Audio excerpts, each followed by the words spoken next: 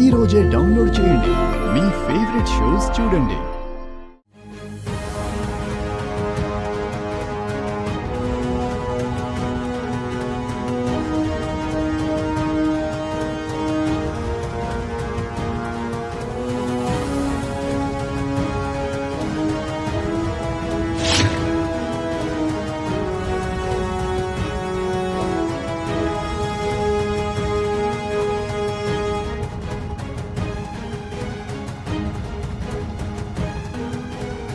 జనరల్గా press meet ఎవరైనా ఆఫీస్లో పెడతారు. మీరేంటి సార్ ఎక్కడ పెట్టారు?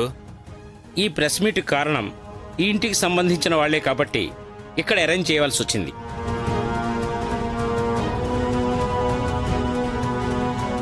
ఆనంద్ గారి గురించి, ఆవిడ కోడలు శరణ్య గారి గురించి మీతో చెప్పాలి.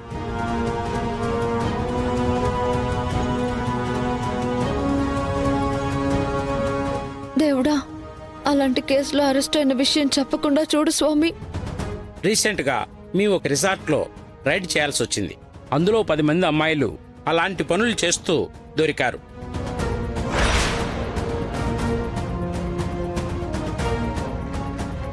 వాళ్ళ వీడియోస్ మీరు స్క్రీన్లో చూడొచ్చు.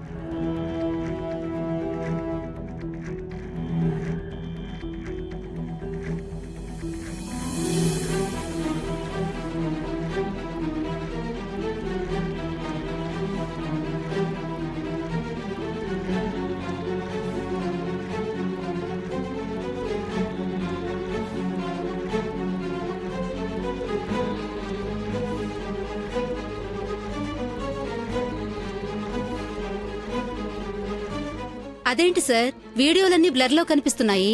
చూడండి, మేము ఇస్తుంది వాళ్ళ గురించి ఇన్ఫర్మేషన్ మాత్రమే, అంతేగాని వాళ్ళ జీవితాన్ని ఇబ్బందుల్లో పడేయడం మా ఉద్దేశ్యం కాదు. Try to understand.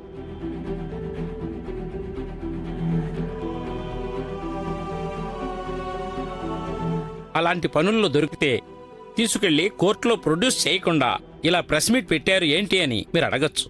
కానీ దానికి ఒక కారణం ఉంది.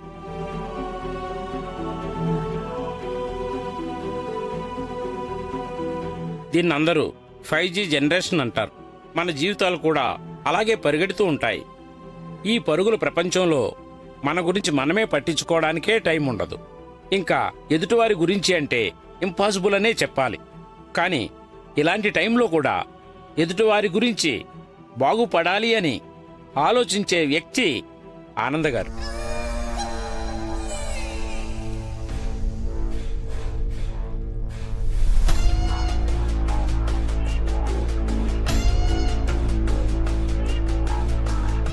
ఇదేంటి ఇలా మాట్లాడుతున్నారు?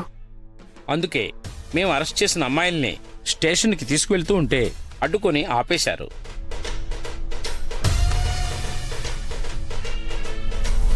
ఒక పోలీసులా కాకుండా సాటి మనిషిలా వాళ్ళు ఎలాంటి పరిస్థితుల్లో అలాంటి వృత్తిలోకి దిగాల్సి వచ్చిందో అని ఆలోచించమని మా డిపార్ట్మెంట్కి తెలిసేలా చేశారు.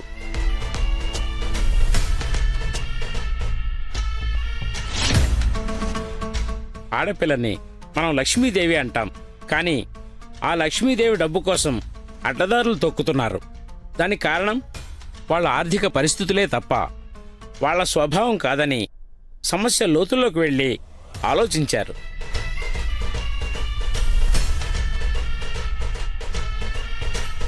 అంతేకాదు, వాళ్ళని జైలుకు పంపిస్తే వాళ్ళ జీవితాలు నాశనం అవుతాయని, వాళ్ళు మారడానికి ఒక అవకాశం కల్పించమని రిక్వెస్ట్ చేయడమే కాకుండా వాళ్ళ కాళ్ళ మీద వాళ్ళు నిలబడేలాగా ఒక పునరావాస కేంద్రాన్ని ఏర్పాటు చేసి వాళ్ళందరికీ కుట్టు మిషన్ల పనులు నేర్పిస్తారని చెప్పారు.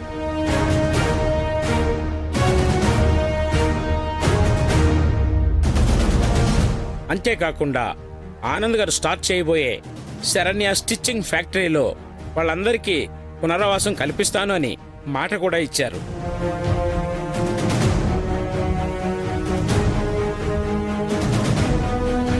ఇలాంటి గొప్ప మనసున్న వ్యక్తుల్ని అభినందించాలని, వీళ్ల గొప్పతనం గురించి ఈ సొసైటీకి తెలియజేయాలని ఈ ప్రెస్ మీట్ ఏర్పాటు చేశాను.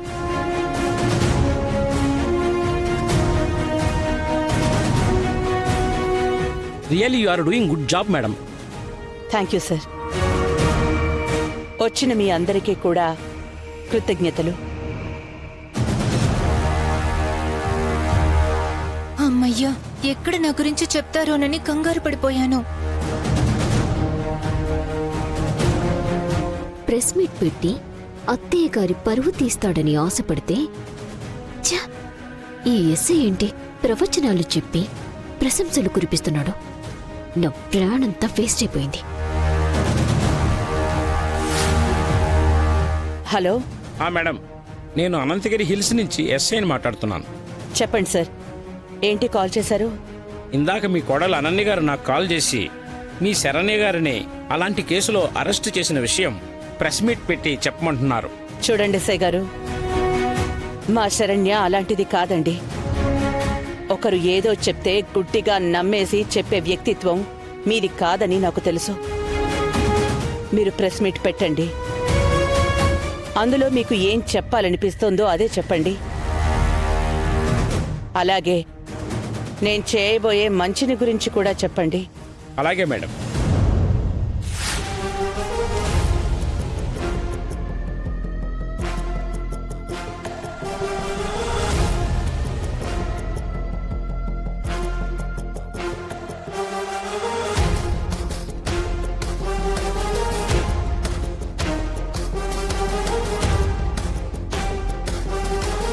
ఏంటత్తయ్య గారు, ఏం చేశారు మీరు అసలు?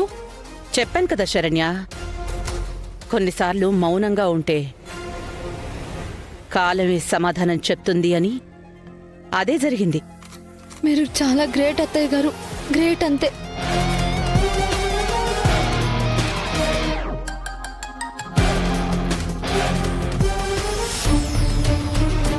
మేడం, కొరియర్ వచ్చింది madam. Sign madam.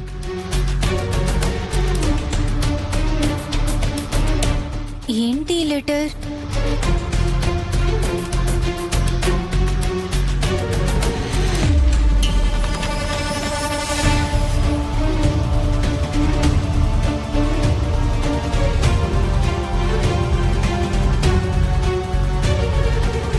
Lahari baby,